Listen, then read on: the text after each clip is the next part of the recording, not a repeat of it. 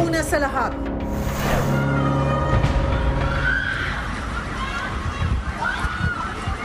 kuha ni News 5 correspondent Gio Robles ang nagmamakaawang sigaw ng mga residenteng stranded sa baha sa Naga. Ang sasakyan ng News 5 team naman ni Jiggy Manicad, pinasok ng tubig sa Milaor, Camarines Sur. Mas matindi ang sinapit ng mga residenteng sa bubong na nakatungtong. Yan at iba pang live update sa delubyong hatid ng Bagyong Christine. Abangan dito sa Frontline Pilipinas. Live mula sa himpilan ng News 5. Simulan na ang balitaan. Dito sa Frontline Pilipinas. Magandang gabi Pilipinas, ika-23 araw ng Oktubre taong 2024. Kasama ang buong pwersa ng News 5, narito na mga buong frontline na balita. Rumaragas ang baha. Meron pang putik at bumahari ng lupa at tambak ng buhangin. Buong araw pang uulanin ang malaking bahagi ng Luzon. Ang tindi ng lakas at lawak ng Bagyong Christine, alamin. Driver sa Legazpi Albay na kuryente nang sumabit sa nakalaylay na live wire ang minamaneho niyang jeep. Kalabaw, aso at iba pang alagang hayop kawawang lumalangoy o stranded sa baha. Sa Bacolod, 7 buwang gulang na sanggol nahulog at nalunod sa timbang may tubig. Habang sa Quezon, 1 taong gulang na lalaki ang nalunod naman sa kanal.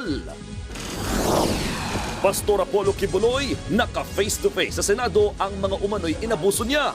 Pero si Kibuloy, palaban. Hinahamon ko po silang mag-file ng kaso.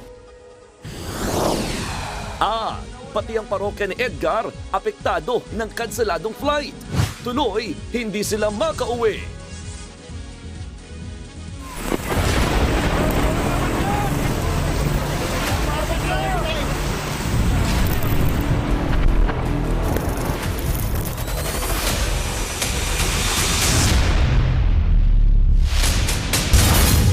Delubyo ng Bagyong Christine ang humahagupit sa mga oras na ito sa malaking bahagi ng Luzon. Partikular na unang binayo ang Kabikulan. Nasa Camarines Sur ang kasama nating si Jiggy Manicad at maghatid siya ng live update mamaya. Nakabantay naman si Ria Fernandez sa sitwasyon sa Katanawan, Quezon. Sa Northern Luzon naman, nakabantay sina Elaine Fulencio sa Ilagan, Isabela, Brian Castillo sa Lawag, Ilocos Norte, at JC Cosico sa Baguio. Habang dito naman sa Metro Manila, nasa frontline si Gerard de la Peña para alamin ang sitwasyon ng mga pasahero sa PTEX. 4 ang patay sa kasagsagan ng pananalasa ng Bagyong Christine sa Bicol Region. 3 sa kanila ay sa Naga City kung saan maraming residente ang nagmamakaawang sumisigaw ng tulong. Nasa frontline ng balitang yan, si Gio Robles.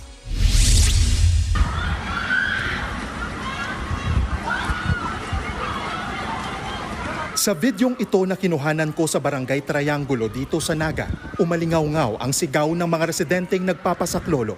Mataas na kasi ang baha at flashlight ang pinang-ilaw ng mga humihingi ng tulong.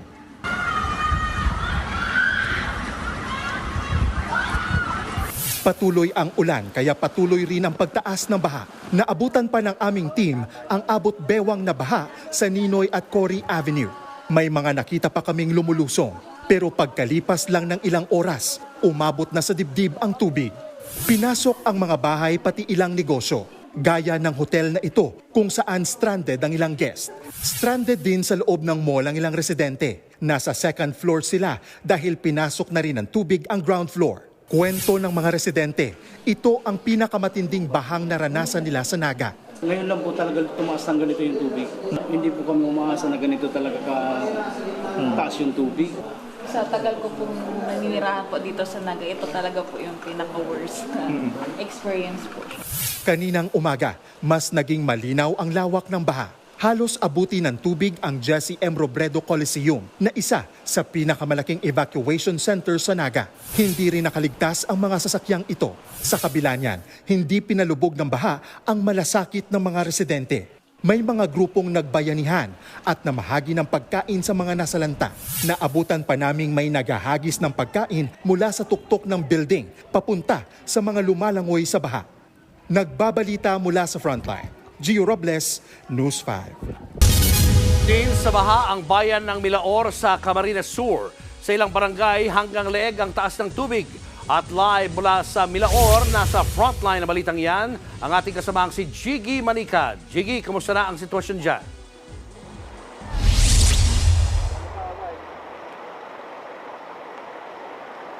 Julius, papakita namin sa inyo kung gaano kalakas pa rin ang agos dito sa lugar na aming kinatatayuan. Ito'y nanggaling sa ilog na umapaw dito sa bayan ng Milaor, Camarines Sur. At sa unang tingin, akalain mo na mababaw lamang ito, pero banda-banda doon ay hindi na makatawid kahit malalaking sasakyan gaya na lamang ng truck dito sa aking tagiliran. Kaya ito ang dahilan kung bakit nasa 10 kilometro ang nakita nating pila ng mga sasakyan mula dito sa Milaor hanggang bayan ng San Fernando, Camarines Sur. Dahilan para sila ay abutin na ng maghapon at magdamag dito sa lugar. Ayon sa mga residente na ating nakausap, matinding pagkakalbo ng mga kabundukan ang tinitingnan nilang dahilan kung bakit inabot ng ganito katindi ang pagbaha sa mga lugar dito sa Kabikulan, partikular po sa Albay. At sa dami ng mga pinatag na mga kabundukan o di kaya ay hinukay upang pagtayuan ng kung ano-ano mga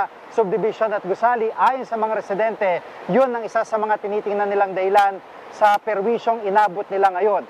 At kanina nga po ay nakita natin kung ano ang pinsalang inabot din sa mga nadaanan natin mula Quezon pa lang hanggang dito sa Camarines Sur. Narito po ang aking report. Sinalubong ng News 5 ang bagyong Christine sa kasagsagan ng pagkilos ito mula Bicol papuntang norte. Sa Quezon pa lang, inabutan na namin ang pag-apaw ng isang ilog sa barangay Sumulong sa Calawag, Quezon. Sa lakas ng agos ng tubig, nawasak ang ilang bahay. Naga at Albay ang target maabot ng aming team, pero sa daan pa lang, kita na ang napakahabang pila ng mga sasakyang na stranded dahil sa baha. Sa bayan ng San Fernando sa Camarines Sur, apaw pa rin ang tubig mula ilog papuntang highway. Maraming nalunod na mga hayop tulad ng mga kambing at manok. Kinatay na lang mga ito para makain. Naiwan naman ang may-ari habang nakatali sa nyog ang kabayong ito. Pagdating namin sa bayan ng Milaor, ilang kilometro ang layo mula sa Naga, sinubukan naming tawirin ng highway. Mula Baywang hanggang dibdib ang taas ng baha dito. Pero sa lakas ng agos at lalim ng baha, pinasok na rin ng tubig ang aming sasakyan. Hindi rin nakaligtas ang sasakyang ito ng punerarya na nalubog dahil sa baha. May mga residente ring nakita namin sa bubungan at itaas ng kanilang bahay. Maraming biyahero at motorista tuloy ang stranded. Sa ganyang sitwasyon, sa mga karanasan namin naabutin pa ng mga 3 araw bago kami makatawid dyan. Sa ilang lugar sa Milaor, abot hanggang leeg ang baha. Sa videong ito makikita ang mga residenteng gumamit ng salbabida at mga container ng tubig para lamang pampalutang. Problema rin sa lugar ang pagkain at malinis na tubig. Nagmistulang ilog naman ang ilang parte ng bayan dahil sa baha. Lubog din ang maraming sasakyan.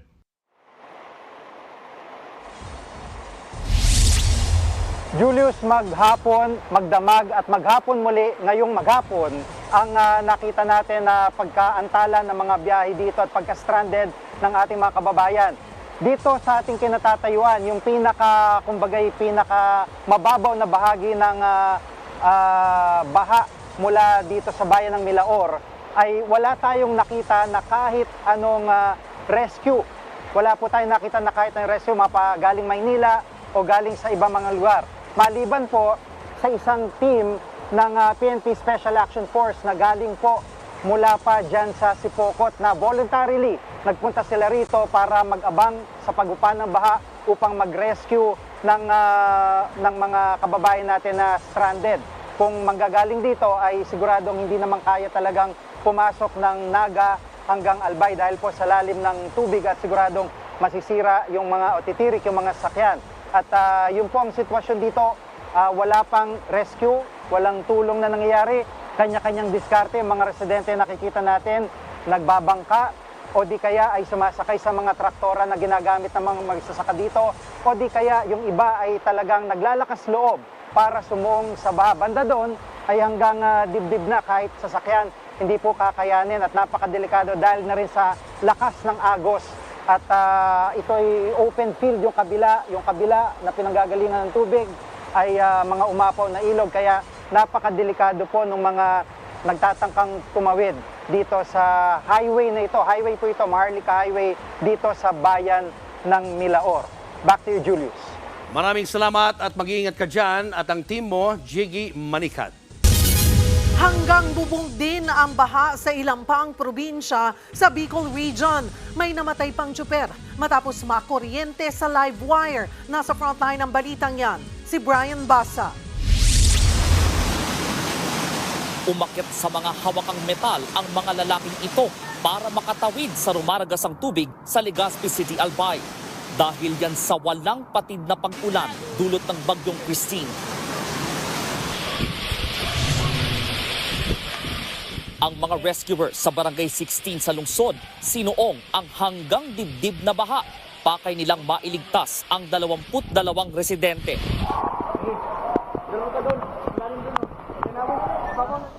Ayan o. Sa may kalsada, may namamangka kung gaano kalalim ang tubig sa amin.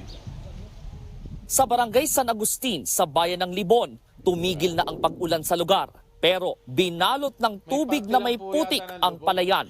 Ayon sa uploader, nasa mataas na palapag sila ng bahay at hindi pa raw kumakain. Sa Barangay Bonbon, hanggang bubong ang baha. Naispatan pa ang isang kalabaw na pinipilit makaalis sa baha. May aso ring stranded. Matapos ang ulan at bahang dala ng bagyo, isang tsuper ang patay matapos sumabit ang minamaneho niyang jeep sa live wire sa Legazpi.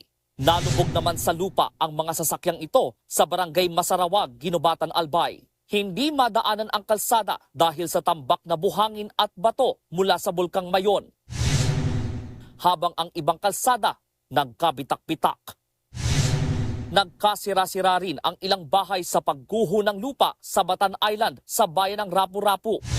Lubog naman sa putik ang mga bahay sa Pulanggi, Albay. Maraming gamit ang inanod ng baha.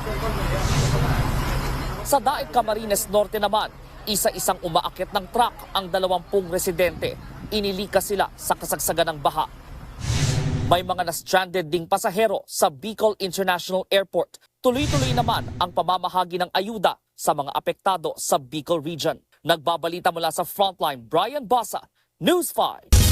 Nagpakawala na ng tubig sa Magat Dam sa Isabela bilang paghahanda sa ibubuhos na ulan ng bagyong Christine. Oras na mag-landfall ito sa Isabela o Aurora ngayong gabi. Live mula sa Isabela, nasa frontline ng balitang yan, si Elaine Fulencio. Elaine, kumusta na ang sitwasyon dyan?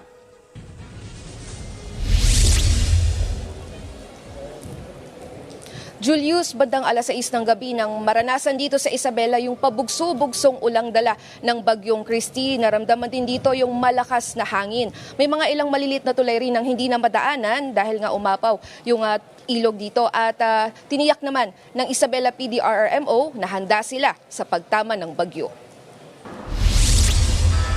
Nakaposisyon na ang mga search and rescue equipment dito sa Ilagan, Isabela sakaling may kailangang respondihan. Lahat ng local DRRM offices naka-ready na.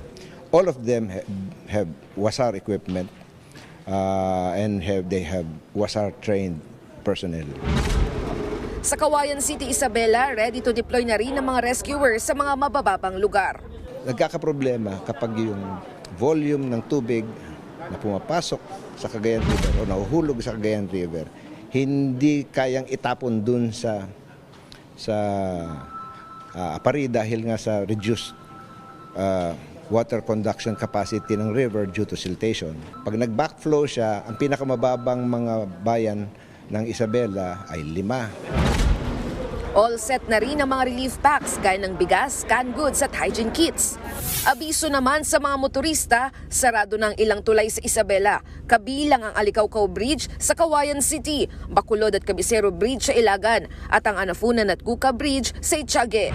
Hanggang kaninang alas 3 ng hapon, 2 spillway gate ang binuksan sa Magat Dam. Aabot sa 292 cubic meters per second ang tubig na inilalabas nito. Katumbas yan ng 1,460 na drum ng tubig kada segundo.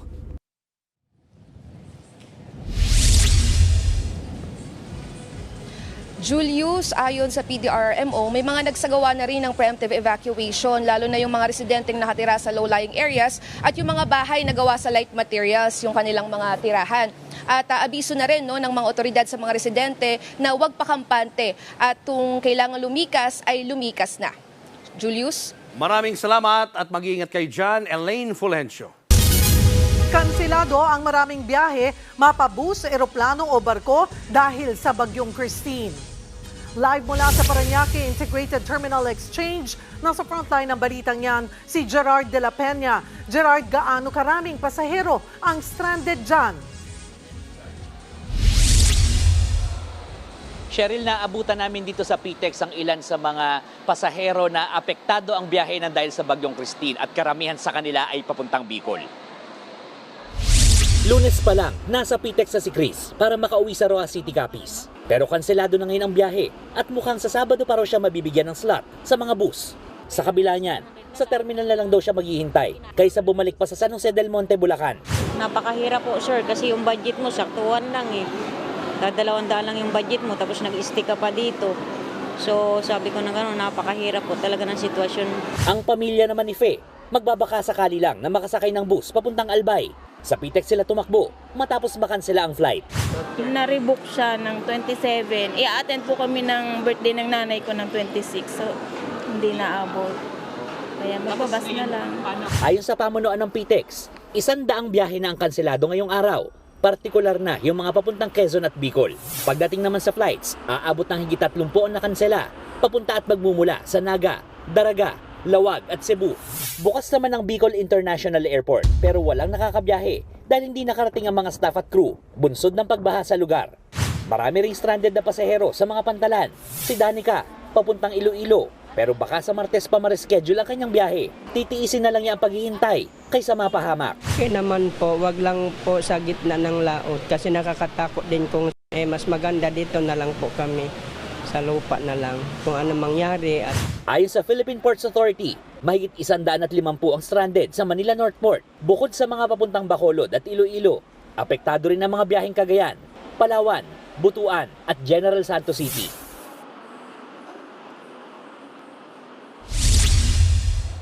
Cheryl, sa ngayon na hindi masyadong maraming pasahero dito sa PTEX at nakadepende na raw sa mga bus company kung itutuloy nilang biyahe. Pero kapag ganitong baha sa maraming parte ng Bicol at hindi pinapayagan ng pagtawid sa dagat, ay malabo raw matuloy ang maraming biyahe. Cheryl.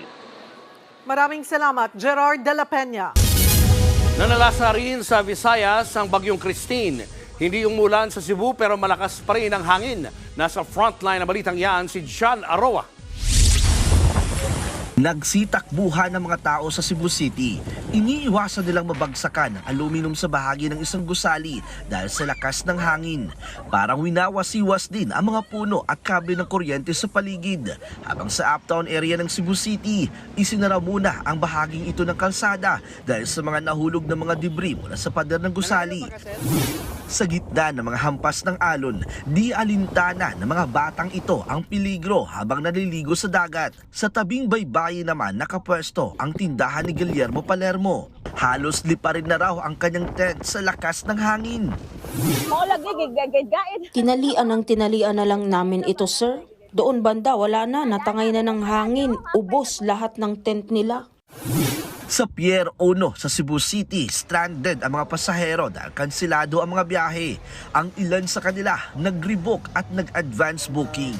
Habang ang ilan ay pansamantala munang nasa barangay gym. It's okay. I mean, we're a bit disappointed because everything is cancelled because of the heavy rains and the typhoons and everything. Naka-heightened alert ngayon ang Philippine Coast Guard. Sa kasagsagan ng bagyong Christine, 71 taong gulang na lalaki ang nasawi matapos malunod sa Camotes Island. Hanggang dibdib naman ang baha sa Magtaon Elementary School sa Mapanas, Northern Samar. Sa taas ng tubig, pinangangambahang nabasa ang mga record at iba pang gamit sa eskwelahan. Malakas na hangin na may ulan naman ang nananalasa sa bayan ng Katubig. Lubog din sa baha ang mga bahay. Pinasok din ng tubig ang ilang eskwelahan. Lubog din ang National Highway sa bayan ng Mondragon sa Northern Samar. Nakabara naman sa daluyan ng tubig ang mga troso sa bayan ng San Roque. Wala raw kuryente roon simula pa kahapon. Nagbabalita mula sa frontline, Jan Arua, News 5. Gustong ipagamit ni Pangulong Bongbong Marcos ang mga base militar na nagsisilbing EDCA sites para magamit sa relief operation sa Bagyong Christine. Ang Amerika naman, plano na ring magpadala ng tulong sa mga binagyo. Nasa frontline ng balitang niya, si Maricel Halili.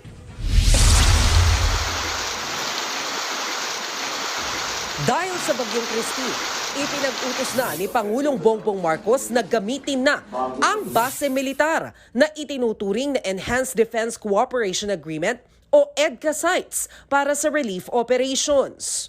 Sa situation briefing ng NDRRMC kanina, tiniyak ng Defense Department na may sapat na asset ang militar sa mga operasyong gaya nito. Pati Amerika tutulong na rin daw sa relief efforts ng gobyerno. But yesterday we also coordinated with our U.S. counterparts, and they are ready to send in their aircraft using our EDCA sites. Yes. And then if other countries are coming in, we will also establish our multinational coordinating centers. Bukod dito, inutos na rin ng Pangulo na unti-unti na ang pagpapakawala ng tubig sa mga dam. Let's try to get the levels as low as we can without affecting the downstream communities bago pa dumating yung malaking ulan. Minomonitor din ng Pangulo ang sitwasyon sa Bicol. Inutos niya ang pagpapadala ng rubber boats sa lalong madaling panahon. Kasunod ito ng hiling na tulong ni dating Vice President Leni Robredo. Pati pagkain ng mga stranded na pasahero sa mga pantalan gustong patutukan ni PBBM. Sa datos kasi ng Philippine Coast Guard, libo-libo na ang mga nakatenggang pasahero at mga sasakyan sa mga pier dahil hindi pa makabiyahe. Tiniyak naman ng DSWD na sapat ang supply ng relief goods. Pati mga ready-to-eat box na pwedeng iposisyon sa mga terminal, pinaplano na rin. Nagbabalita mula sa frontline, Maricel Halili, News 5. At katulad ng inaasahan, lalo pang lumakas ang Bagyong Christine habang tinatahak ang Etiague Isabela. Higit 10 lugar ang nasa ilalim ng signal number 3. At para bigyan tayo ng update sa Bagyong Christine, magkakausap natin si Pag-asa Weather Division Officer in Charge, Chris Perez. Magandang gabi sa iyo, Chris. Magandang gabi, Cheryl, at sa lahat po na ating mga taga-subaybay. Unahin ko na, Chris, yung nangyari sa Bicol. Yun ang tanong ng marami. Ano nga ba ang nangyari at bakit parang nabulaga yung mga residente sa dami ng ulang bumuhos? Cheryl, kung ating pong babalikan, as early as noong Sunday, nagpalabas po tayo nung tinatawag natin na General Flood Advisory. Binanggit natin na bagamat wala pa tayong Tropical Cyclone Bulletin nun, ay may mga inaasahan tayong pagbaha dito nga sa may bandang Bicol Region dahil sa inaasahan na paparating na bagyo. At ito nga, yung kaulapan, makikita natin yung tinatawag nating spiral cloud bands nung mga nagdaang araw ay nakatutok po yan dito sa Bicol Region habang malayo pa yung sentro ng bagyong si Christine. Kaya nakaranas nga ng mapag-ulan hindi lamang ang Bicol Region, kundi maging ilang bahagi ng Eastern Visayas. At ngayon, nasaan na eksakto si Bagyong Christine at gaano na ito kalakas? Sa ngayon, yung tinatayan nating sentro ng bagyong si Christine ay nasa dagat pa rin. Kanina alas 4, sa layang 175 kilometers silangan ng Etiague Isabela. No? So severe tropical storm category na ito, lakas ng hangin umabot hanggang 95 kilometers per hour. Malapit sa gitna, yung pagbugso naman aabot hanggang 115 kilometers per hour. At inaasahan nga natin na sa pagitan ng ngayong anytime tonight, sa pagitan ng alas 8 hanggang possibly alas 11 ng gabi, ay posibleng tumama yung pinakasentro nito sa lalawigan na Isabela. Kaya't pinapayuhan po natin yung mga kababayan natin dyan sa Isabela maging handa sa possible landfall. At hindi lamang Isabela, no, kundi lahat ng mga lugar na may tropical cyclone wind signal number 3, 2, and 1 na binanggit natin sa ating weather bulletin kanina alas 5 ng hapon, ay kailangan maging handa sa paparating na bagyong si Christine. So aasahan pa rin yung malakas na mga pag-ulan. Kasi yun doon sa mga tropical cyclone wind signals natin, lakas ng hangin eh. Pero yung dalang ulan nitong bagyong Christine ay kasing lakas din ba ng katulad na na-experience sa Bicol region? Tama yan, no? Kung mapapansin nga natin, yung mga warning signal ay more on concentration ng lakas ng hangin. Subalit nagpalabas din tayo ng weather advisory regarding naman sa mga posibleng mararanasan na paulan. At ngayong gabi nga hanggang bukas, inaasahan natin may mga intense to torrential rains pa rin dito sa may bandang Cagayan, Isabela, Aurora at Quezon at Apayao, habang heavy to intense rain naman dito sa natitirang bahagi ng Cagayan, bali dito sa natitirang bahagi ng Cordillera Administrative Region, Ilocos Region, natitirang bahagi ng Central Zone, Rizal at ilang bahagi ng Bicol Region.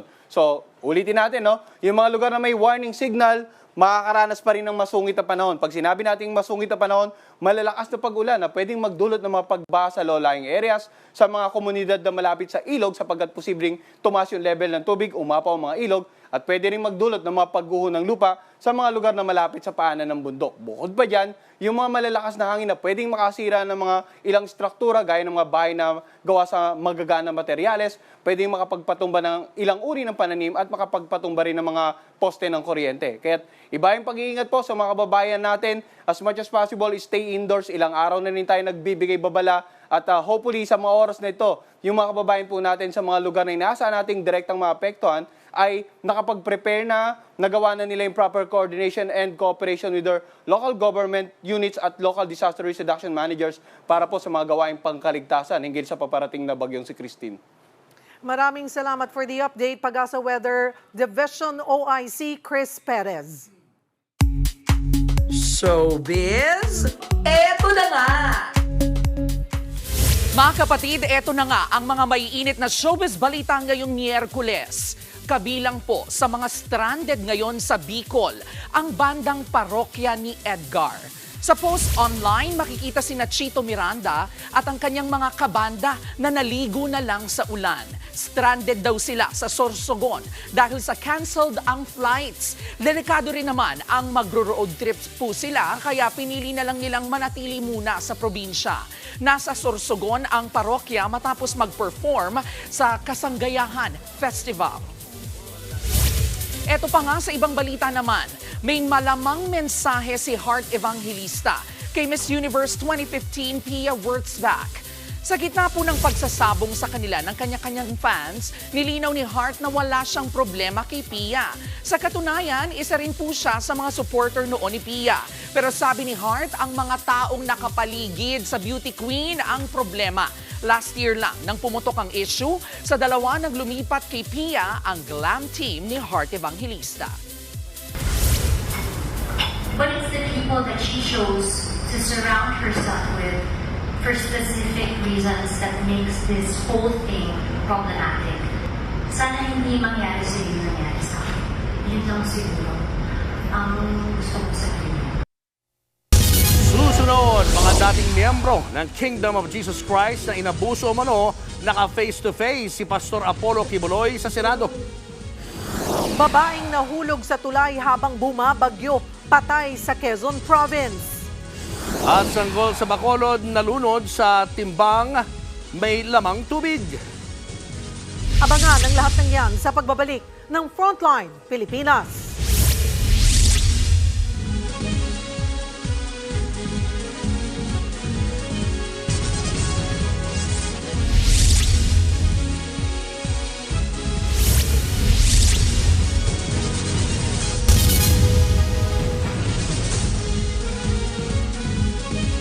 Mga kapatid, Julius Babaw po, nasa Middle East o saan mang dako ka ng mundo, manatiling may alam at may pakialam sa mga mainit na balita dito sa ating bansa.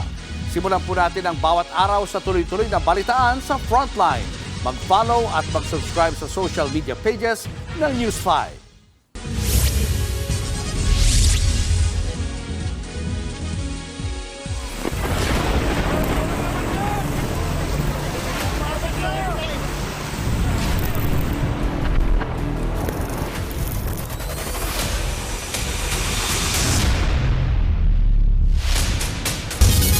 Wala Handang tulugan ang emergency response team ng Ilocos Norte habang palapit ang bagyong Christine.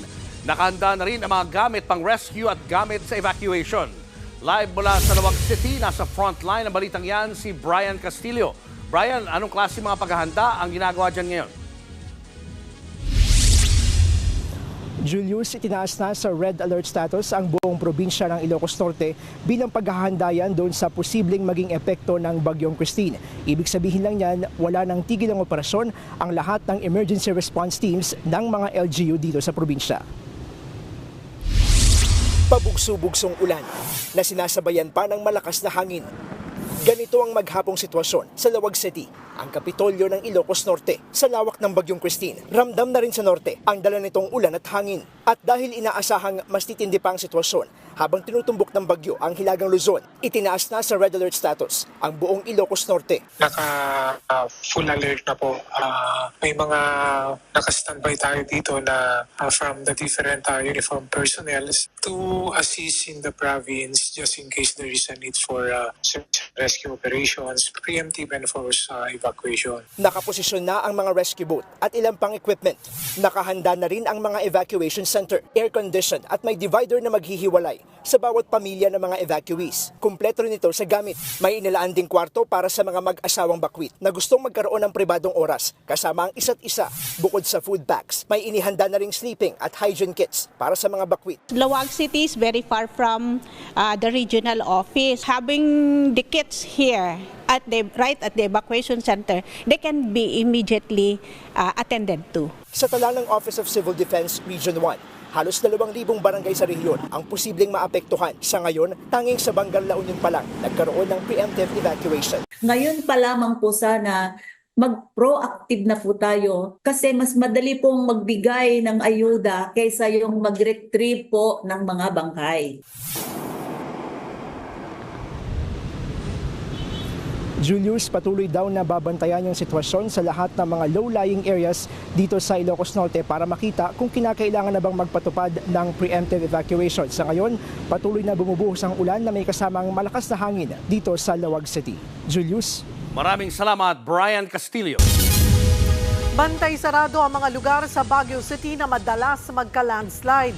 Habang ang mga magsasaka, inani na agad ang mga pananim kaysa padapain pa ng bagyo. Live mula sa Baguio, nasa frontline ng balitang yan, si JC Cosico. JC, anong lagay ng panahon dyan?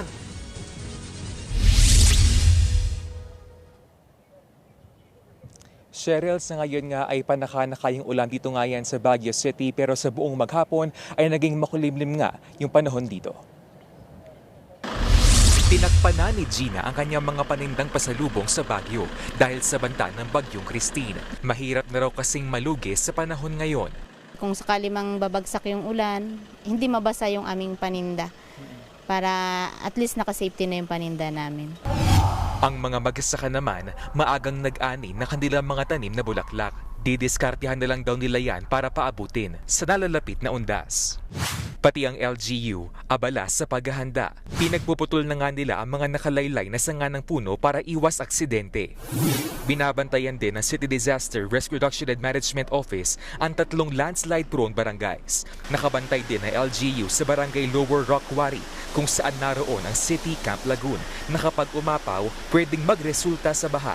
Sa ngayon, hindi pa naman sila nagpapalikas ng mga residente, pero handa raw silang mag-evacuate.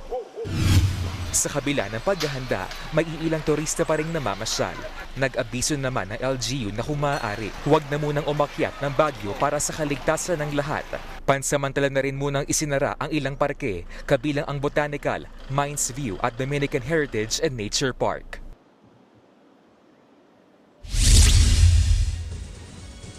Cheryl, ngayong gabi ina-expect yung malakas nga na ulan dulot ng bagyong Christine at ready naman daw yung LGU sakaling kailanganin ng rescue.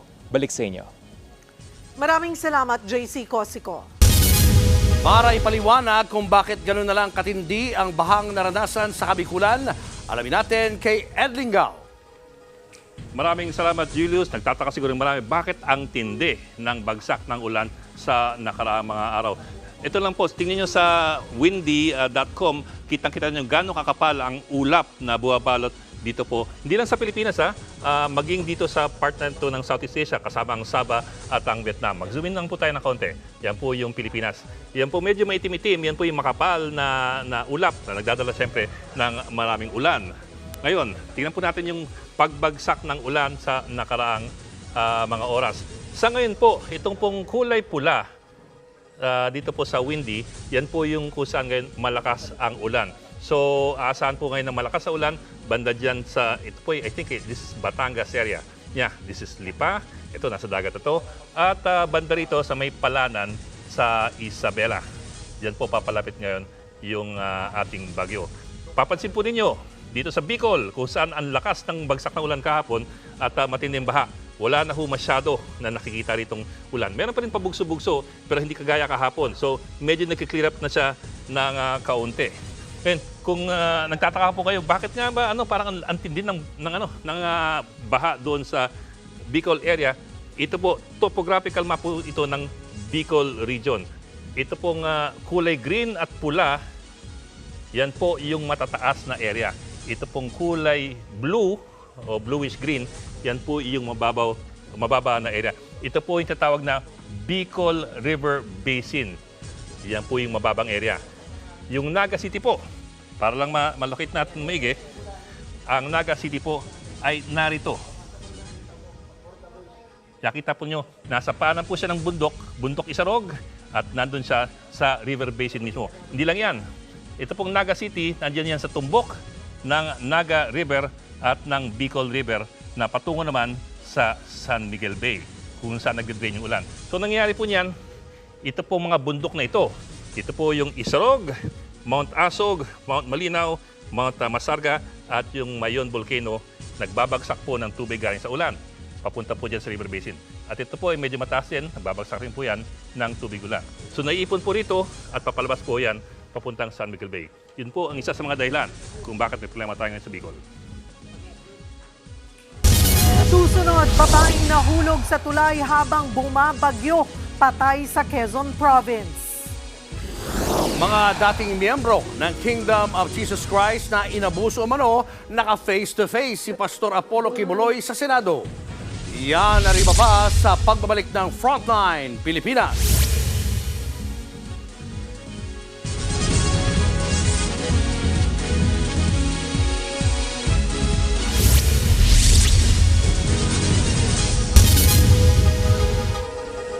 Mga kapatid, Julius Babaw po. Nasa Middle East o sa amang dako ka ng mundo, manatiling may alam at may pakialam sa mga maiinit na balita dito sa ating bansa. Simulan po natin ang bawat araw sa tuloy-tuloy na balitaan sa Frontline.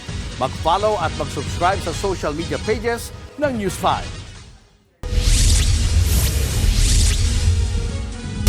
Sa unang pagkakataon, humarap si Kingdom of Jesus Christ leader Pastor Apollo Kibuloy sa pagdinig sa Senado kaugnay ng mga aligasyon ng pang-aabuso at human trafficking sa KOJC. Nasa frontline ng balitang yan, si May Ann Los Baños. Sa pagdinig ng Senado, naka-face-to-face ni Pastor Apollo Kibuloy ang mga biktima umano ng pang-aabuso. Kabilang dyan si Teresita Valdeweza, isa sa mga founding members at volunteer worker ng KOJC. Siya raw ang nag-organisa ng mga fundraising activities ng grupo gaya ng pangangaruling at pagtitinda ng mga kakanin. Buwan-buwan, may kota daw silang dapat maabot. Sa Disyembre halimbawa, papalo raw yan ng 10 hanggang 15 milyong piso. Para ito sa operasyon ng KOJC at sa magarbo daw na paumuhay ni Kibuloy at ng ibang lider. Nag-recruit daw sila ng mga estudyante mula Visayas at Mindanao para mangaruling sa Metro Manila at ibang bahagi ng Luzon. Nobyembre pa lang, kailangan nang mag-absent sa paralan. Inuna ang pagkaruling, inuna ang paghanap ng pera. Nakaranas din daw si Teresita ng sexual abuse mula kay Kibuloy noong baguhang miyembro pa lang siya. Pinarusahan din siya, hindi pinakain at pinainom ng tubig ng ilang araw. Pakiramdam daw niya, unti-unti siyang pinapatay dahil sa pwersahang pagfa-fasting. It was only when I left out of the group that I finally clearly understood that the man I had believed to be God's chosen and holy was an impostor, oppressor, and deceiver. Via video conference naman humarap ang Ukrainian na dating KOJC member na si Yulia Tartova. Ilang ulit daw siyang pinilit makipagtali kay Kibuloy mula 2014 hanggang 2019. Hindi lang daw siya ang nakaranas nito. May nakaschedule raw na mga babae na makakasama ng pastor tuwing gabi. He come to my room and have sex with me. And you cannot run away. You cannot say I don't want, because if you say I don't want, he said you didn't overcome your flesh, and if you will not obey, you will go to hell. Mariin namang itinanggi ni Kibuloy ang mga akusasyon laban sa kanya. Wala pong mga katotohanan yung kanilang mga sinasabi. Hinahamon ko po silang mag-file ng kaso. Nagbabalita mula sa Frontline, Mean Los Baños, News 5. What's up mga kapatid? Postponed na muna ang mga laro today sa UAAP dahil sa bagyo in-announce ng Liga kagabi. Hindi na tuloy ang bakbakan ng Adamson Soaring Falcons at Ateneo Blue Eagles, pati ang pagkikita ng UP Fighting Maroons at UE Red Warriors. Magaganap dapat ang mga laro today sa MOA Arena sa Pasay City, pero dahil sa bagyong Christine, hindi na muna ito tinuloy. Hindi pa nagbibigay ng update ng Liga kailan marireschedule ang mga nasabing laro. Sa NBA naman, history agad para sa Boston Celtics sa opening night ng bagong season at nagpakawala ng 29 triples kontra New York Knicks para makuha ang panalo 123-109. Nangyari pa ito sa gabi na nakuha nila ang mga championship rings nila, kaya naman ganadong-ganado ang koponan. Pinangunahan sila ni Jason Tatum na nagtala ng 37 points, 10 rebounds and 4 assists. Nag-ambag naman ng 24 si Derek White at 23 si Jaylen Brown. Dikitan pa sa umpisa ng laro, pero pagkatapos ng matinding 22-6 run galing sa Celtics, hindi na nakasabay ang Knicks hanggang na-secure na ng defending champs ang panalo. Susunod, 7 buwang gulang na sanggol sa Bacolod nalunod matapos mahulog sa timba. Tutok lang mga kapatid, magbabalik pa ang Frontline Pilipinas.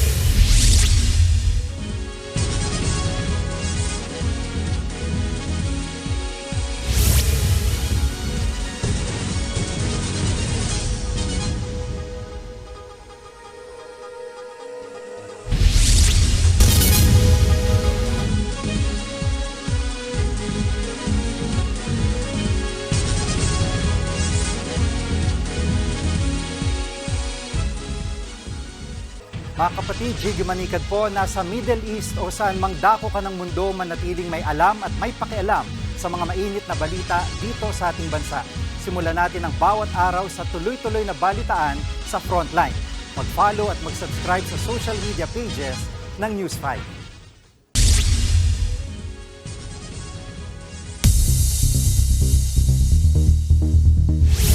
Eat and attack. Ganyan ang ginawa ng magkasintahan sa mga crew ng isang restaurant sa UK.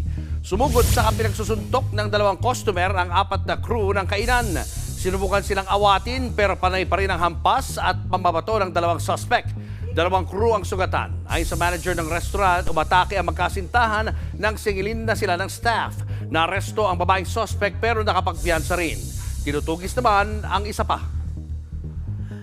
Sa London, England, nakipaghabulan sa mga pulis ang isang hinihinalang snatcher. Sa kuha ng video, makikitang tinutugis ng mga otoridad ang lalaking nakabisikleta. Sa pagmamadali ng suspect, sumimplang siya sa kalsada. Dito na siya naabutan ng mga pulis. Pero ang lalaki, abay sinubukan pa rin tumakbo. Pero dahil kinuyog na siya ng mga napadaan, agad siyang naaresto. Base sa report ng London City Police, nang hablot ng cellphone ang lalaki.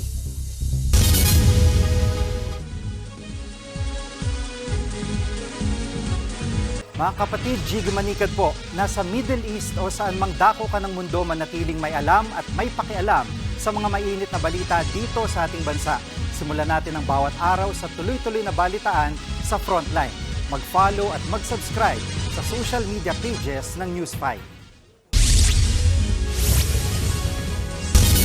Nalunos-lunos ang sinapit ng isang sanggol sa Bacolod. Nahulog siya sa timbang may tubig hanggang tuluyang nalunod. Nasa frontline ng balitang yan, si Gary De Leon. Sa loob ng kulay asul na timbang yan, nagtapos ang buhay ng 7 buwang gulang na lalaking sanggol sa Bacolod. Nasa tabi pa ng papag ang timbang may laman tubig na ginagamit panlinis sa sanggol. Natutulog noong Lunes ang mga magulang ng biktima. Hindi nila napansing gumapang ang sanggol hanggang sa nahulog sa timba. Pagkagising ng mag-asawa, nakalublob na sa tubig ang anak. Dinala siya sa ospital pero namatay rin.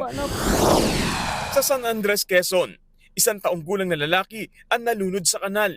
Ayon sa mga pulis, natutulog ang mag-ina sa loob ng kanilang bahay. Nagising daw ang biktima at mag-isang lumabas hanggang sa nahulog siya sa kanal sa tapat ng kanilang bahay. Dito na inanod ng tubig ang biktima. Natagpuan na lang siyang patay malapit sa creek. Nagbabalita mula sa Frontline, Gary De Leon, News 5. Mga kapatid, bukas po ang Alagang Kapatid Foundation na tumanggap ng tulong para sa mga apektado ng Bagyong Christine. Maaaring magpadala ng inyong mga donasyon sa bank accounts na naka-flash sa inyong screen. Yan po ang bank accounts ng Alagang Kapatid Foundation sa BDO, Metrobank at BPI. Pwede rin po kayong magpadala ng tulong sa pag-scan ng aming Maya QR code na makikita nyo rin po sa inyong screens. Isa ang patay at isa ang nawawala sa Quezon Province. Maraming bayan din ang nalubog sa baha. Live mula sa Katanawan, Quezon. Nasa frontline ng balitang yan si Ria Fernandez. Ria, anong nangyari sa babaeng namatay dyan? Cheryl, isa ang kumpirmadong patay dito sa lalawigan ng Quezon dahil sa pananalasa ng Bagyong Christine. Nasawi ang 56 anyos na ginang matapos madulas sa tulay at malunod sa ilog. Samantala, as of 5 p.m. kanina, nananatili ang orange rainfall warning level sa maraming lugar dito sa probinsya. Ibig sabihin, posible pa rin ang matinding pag-ulan, pagbaha at pagguho ng lupa. Tanaw sa aerial footage ang lawak ng baha sa buong bayan ng Katanawan sa Quezon Province. Sa tindi ng magdamagang ulan, wala kang makikitang lugar na hindi inabot ng baha. Yan po ang update. Baha pa din.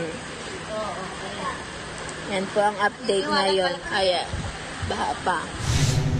Sa Barangay 10 nga, baha ang bumungad sa mga residente. Umapaw na kasi ang ilog. Kaya inabot na ng tubig ang mga bahay. Pati kalsada papasok sa barangay, lubog sa baha. Higit 12 oras ng stranded ang ilang mga kababayan natin dito sa barangay Matandang Sabang Silangan sa Katanawan, Quezon. Maski kasi mga bus, hindi na makatawid sa taas ng baha. Kami po na-stranded din. Isa sa mga stranded si Jenaline, na sinamahan lang magpa-check up sa Lucena ang kanyang ama. Pero sa kalsada na nagpalipas ng magdamag. Mahirap po ay syempre yung pag-CR. Buti na lang po may mga bahay na nagpapa-CR naman po. Kanina, may mga dumating ng truck at payloader para tumulong magtawid ng mga stranded. Sabi ng otoridad, pinalala ng high tide at tubig galing sa bundok ang baha sa Katanawan. Sa bayan naman ng Pitogo, nadaanan ng News 5 ang sirang kalsadang ito sa barangay Pakatin, Ilaya. Ayon sa mga residente, madalas talagang magkabitak-bitak at magka-landslide doon kapag malakas ang ulan. Kaya isinara muna sa mga motorista ang apektadong lane. Bukod sa Katanawan at Pitogo, ramdam din ang hagupit ng bagyo sa iba pang bayan sa Quezon. Sa bayan ng General Luna, umapaw na ang ilog kaya hanggang bubong na ang baha. Hindi na rin madaanan ang ilang kalsada sa Tagkawayan dahil umapaw na rin ang ilog sa tuloy-tuloy na buhos ng ulan. Sa bayan ng Mulanay, nagtumbahan din ang ilang puno at mataas na ang tubig sa ilang barangay. Nasira naman ang malakas na hangin ng covered court. Nabagsakan pa ng puno ang 2 classroom sa Lukban Elementary School. Habang sa Lucena, nasa pool rin ang nabuwal na puno at poste ng kuryente ang nakaparadang tricycle at kotse.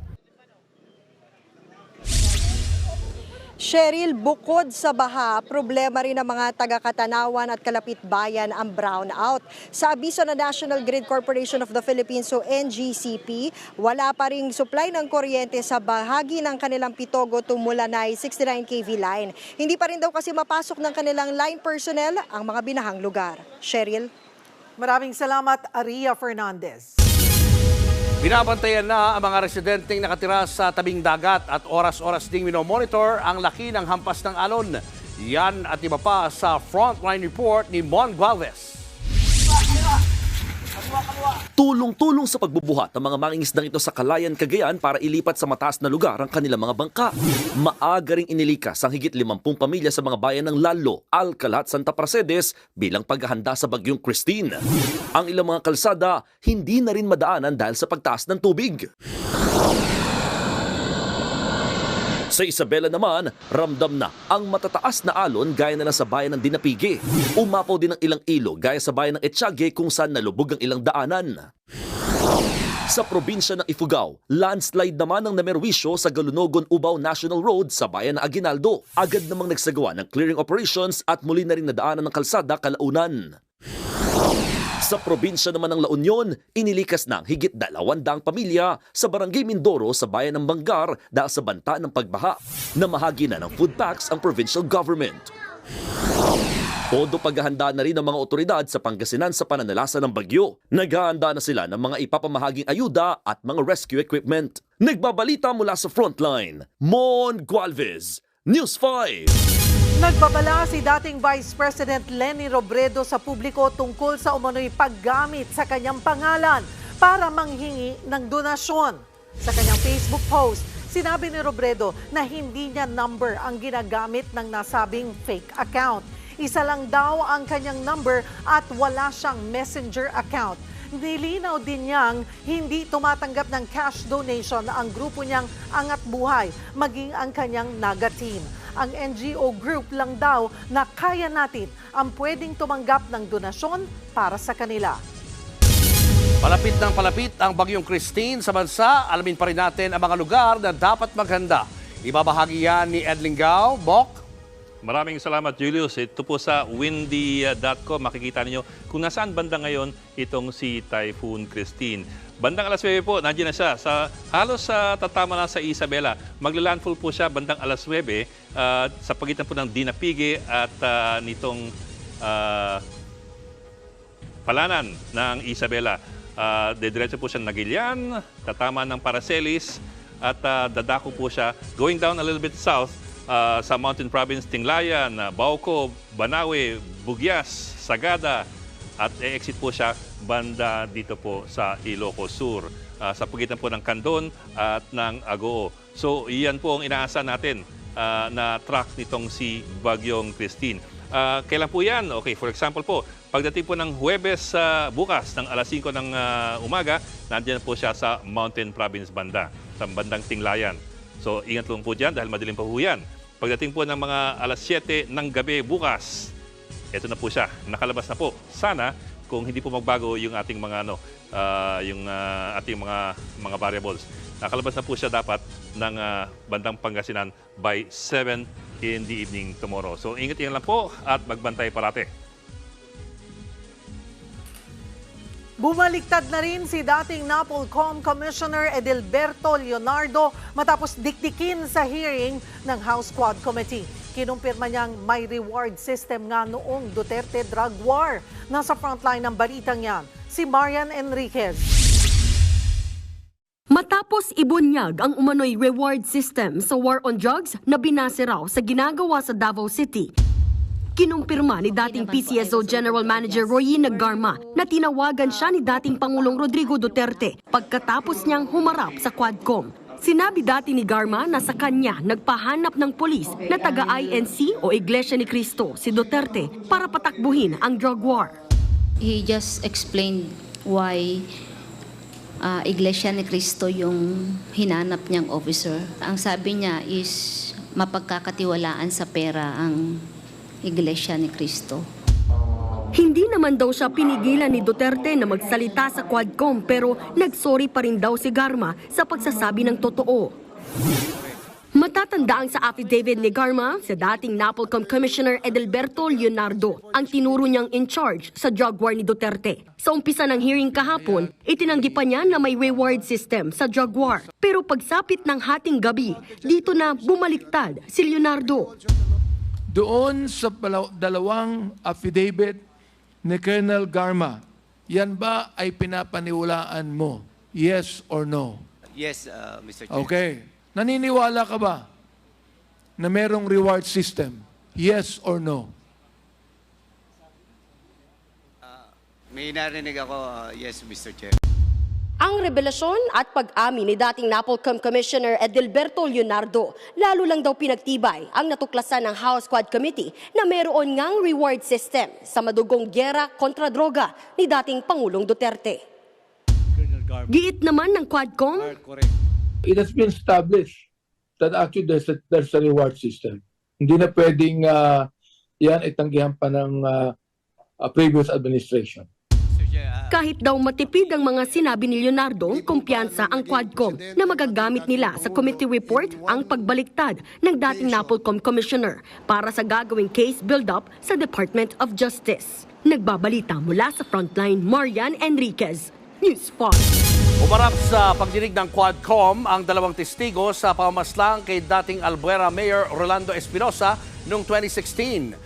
Kinumpirma nilang hindi naman talaga nanlaban ang dating alkalde ng pagbabarili ng mga pulis. Nasa frontline ng balitang yan si Brian Basa.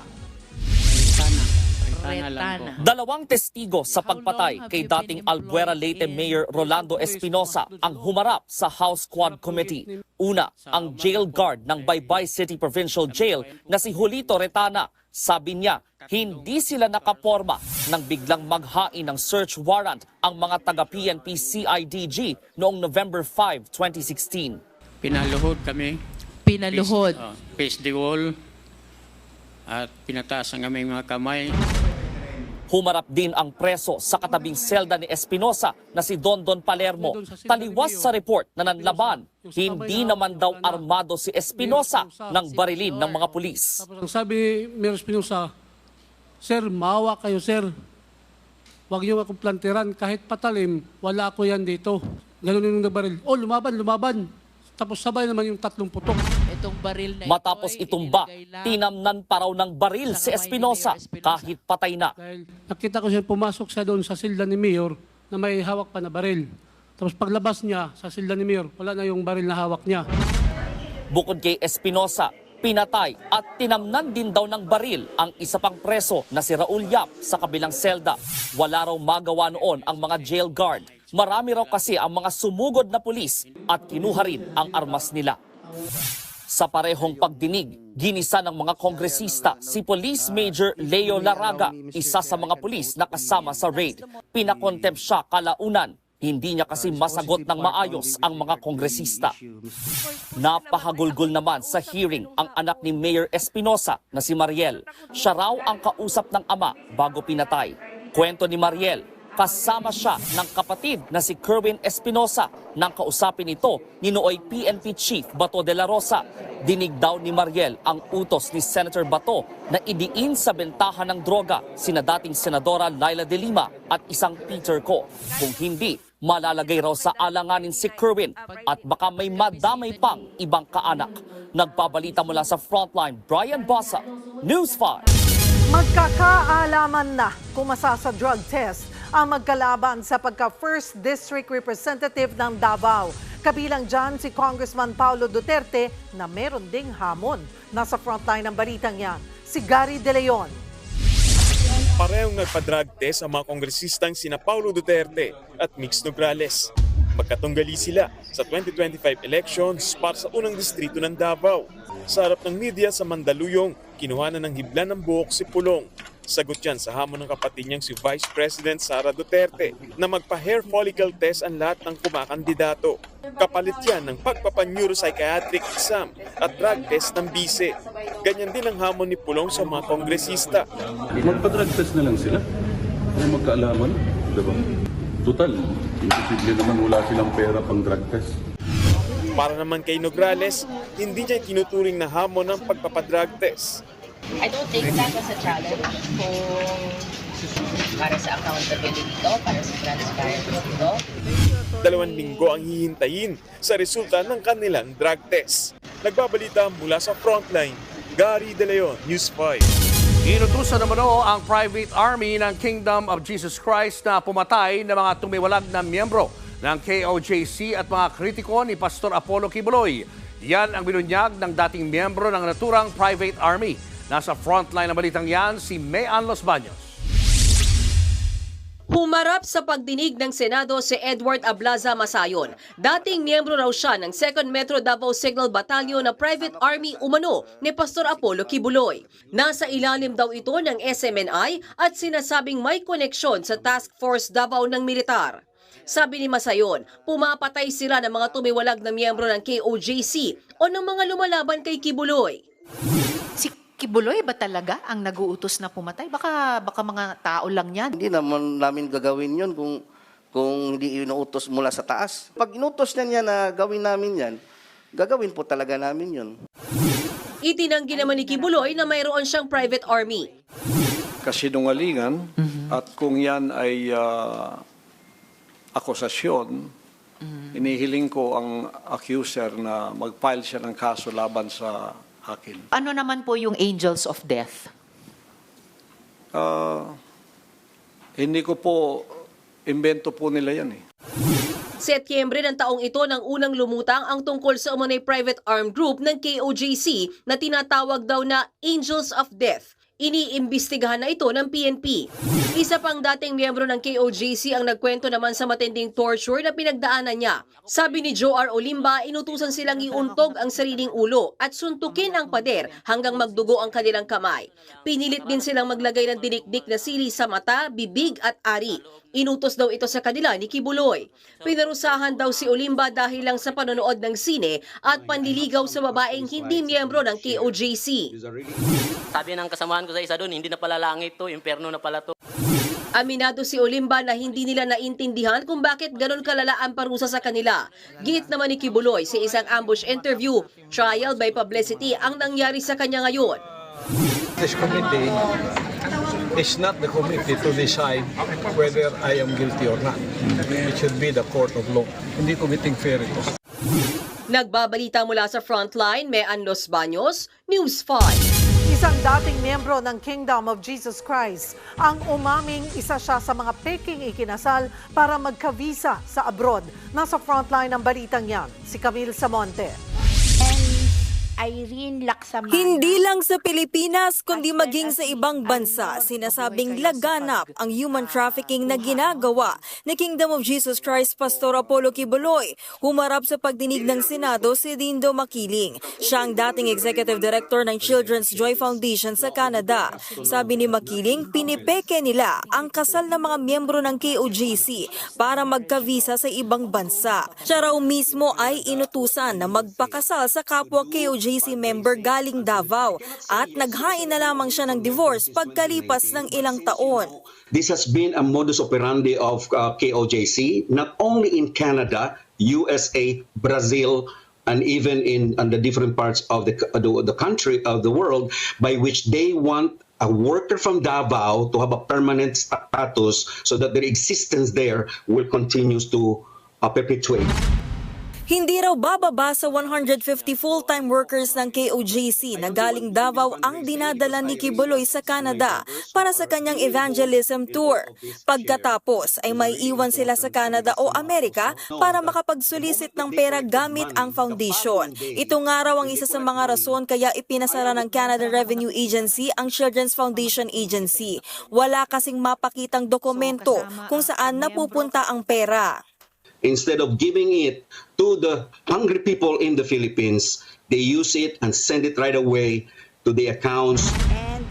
Bukod sa mga kasong kinakaharap ni Pastor Apollo Kibuloy dito sa bansa, may freeze order din ng Anti-Money Laundering Council sa kanyang mga bank account at ari-arian. Kasama rin dyan ang mga bank account at ari-arian ng Children's Joy Foundation dahil sa mga umano'y maanumalyang financial transactions na maaaring ginamit umano sa smuggling at money laundering. Nag-ooperate rin sa Pilipinas ang Children's Joy Foundation pero nag-expire na raw ang lisensya nito. Hindi na muna inaprubahan ng DSWD ang license application for renewal nito hanggat hindi napapatunayan ang kanilang financial capacity. Nagbabalita mula sa Frontline, Camille Samonte, News 5. Mga kapatid, sakto po sa malamig at maulang panahon ang mainit at malinamnam na sabaw ng bulalo. Para po sa ilan nating kapatid, ito pong bulalo, espesyal na Pinoy soup na ang pangunahing sangkap iyong laman at buto ng mga binti ng baka. Iyong bulalo, yan po yung part na may bone marrow. Ayon nga po sa ilang artikulo, sinasabing pre-colonial period pa lang ng Pilipinas, abay may bulalo na. Noong mga panahong kasing iyon, laganap na ang proseso ng pagpapakulo ng mga karne.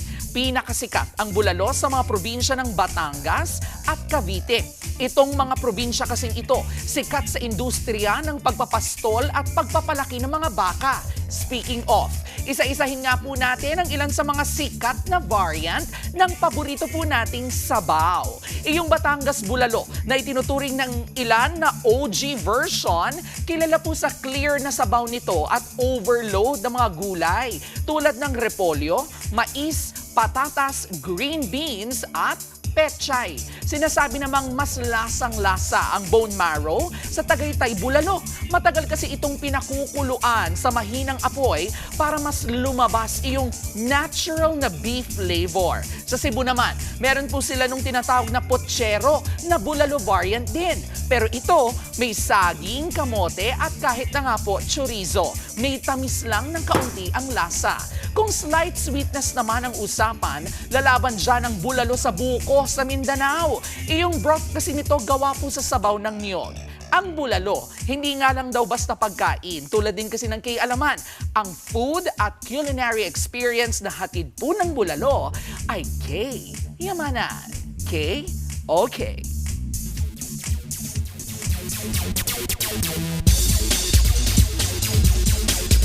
Mga kapatid, kinumpirma nga ba ni volleyball star EJ Laure ang kanyang pag-alis sa Share Tigo crossovers? Ayon sa Instagram post ng manlalaro, nag-share siya ng mga throwback photos kasama ang kanyang mga kakampi. Sabi sa caption, "Forever grateful for the 9 years." Kung totoo nga, naging successful naman ang paglalaro ni Laure para sa Share Tigo o dating Photon Tornadoes. Nag-champion sila noong 2016 PSL Grand Prix Conference. Nanalo siya ng first best open hitter noong 2017 at bronze sila sa nakalipas na PNBF Champions League. Hindi pa sigurado saan susunod na lalaro si Laure, pero siguradong maraming ibang koponan ang gugustuhin makuha ang volleyball superstar. Sa ibang sports news, history has been made sa NBA at sina LeBron and Bronny James ang kauna-unahang father and son duo na naglaro sa isang regular season game. Nagkagulo ang sold-out arena sa LA nung pumasok sa court ang parehong James sa huling 2 minuto ng first quarter. Na-experience naman na nila maglaro together noong preseason at inumpisahan din nila ang season ng magkasama. Naging maganda din ang resulta ng laro at nakuha ng LA Lakers ang panalo kontra Minnesota Timberwolves para simulan ang kanilang 2024-25 campaign. At yan ang mga pandi ng Sports News Today. It's your Sports Tito Mike Reyes. Peace and love.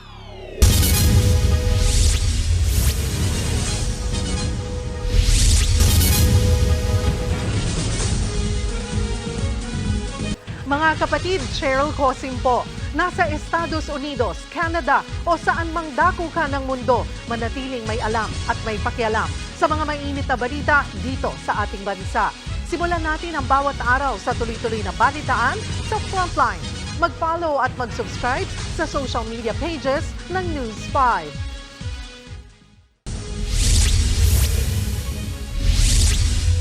Timbog sa Muntinlupa ang 8 dayuhang sangkot sa pang-i-scam.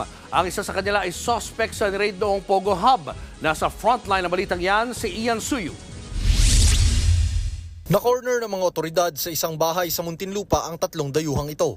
Sangkot umano sila sa operasyon ng Pogo. Nadatnan pa raw ng mga otoridad na abala sa pang-i-scam ang mga suspect. In these addresses, there were small operations of scamming. And it was very clear because as we proceeded to operate on the addresses, the laptops were still live and the scripts were read, and it was very consistent with what we call the phishing scam. Nakuha ng mga otoridad ang laptop, cable wires at mga cellphone na ginagamit umano ng mga suspect sa pangloloko. Usually ginagamit itong device na ito para marami siyang mai-charge. So, ang napansin ho namin, itong mga naka-charge, ito yung mga ginagamit. Ang isa sa mga suspect may koneksyon daw sa mga Pogo Hub na ni-raid sa Porac, Pampanga. Pero depensa niya, isa lang daw siyang negosyante at pabalik na sana siya sa China. Wala pong nakita na magandang negosyo, wala pong chance na tayo ng kaya balat to next month, uwi na sa China. Sa isang bahay naman sa kaparehong subdivision, nasa kote ang 4 na Chinese at isang Vietnamese na kagrupo rin ng mga naunang nahuli. Agad dinala sa National Bureau of Investigation ang mga suspect. Nagbabalita mula sa Frontline, Ian Suyu, News 5. Patay ang isang babaeng mamamahayag matapos pagbabarilin ng sariling pamangkin. Nasa frontline ng balitang yan, si Bril Montalvo. Pasado alas 8 ng gabi, pinagbabaril sa tapat ng kanyang bahay sa Zamboanga City ang radio anchor na si Maria Vilma Rodriguez, 56 na taong gulang. Kasama noon ni Rodriguez ang kanyang ina at kapatid. Nagtamo ng 3 tama ng baril sa tiyan ang biktima. Naisugod pa siya sa ospital pero namatay din kalaunan. Naaresto naman ang suspect kinabukasan na napag-alamang pamangkin ng biktima. Nakatira siya sa likod ng bahay ni na Rodriguez. Hindi na idinitali ng PNP pero wala raw kinalaman sa trabaho ng biktima ang krimen. Day before po, nung pagpatay po sa kanya, ay nagkaroon po sila ng pagtatalo po at ang naging ugat po ay personal grudge po nitong suspect doon sa biktima. Nagbabalita mula sa Frontline, Bril Montalvo, News 5. Showbiz, eto na nga! Mga kapatid, eto na nga, literal na hit herself hard ang pop singer na si Billie Eilish. Sa pulpo sa video nang mahulog si Billie habang pababa ng stage. Nangyari po yan pagkatapos niyang mag-perform sa Madison Square Garden sa New York. Ang resulta, isang malaking pasa sa kanyang hita. At yan nga po ang ating K-Alaman at Showbiz Updates natin ngayong Wednesday. Take care mga kapatid and see you tomorrow. Ako po si Jervy Wrightson. Bukas po ang Alagang Kapatid Foundation na tumanggap ng tulong para sa mga apektado ng Bagyong Christine. Maaaring magpadala ng inyong mga donasyon sa bank accounts na naka-flash po sa inyong screen.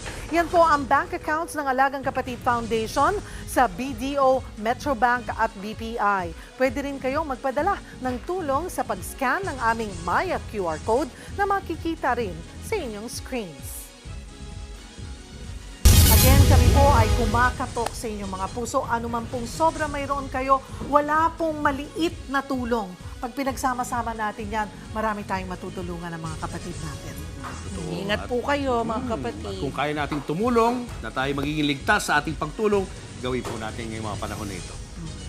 Mga kapatid, 63 days na lang, Pasko na.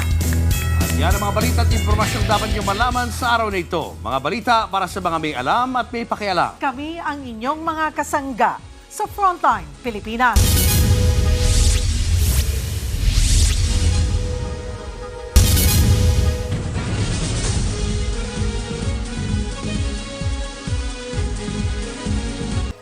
Mga kapatid, Cheryl Cosim po. Nasa Estados Unidos, Canada o saan man dako ka ng mundo, manatiling may alam at may pakialam sa mga maiinit na balita dito sa ating bansa.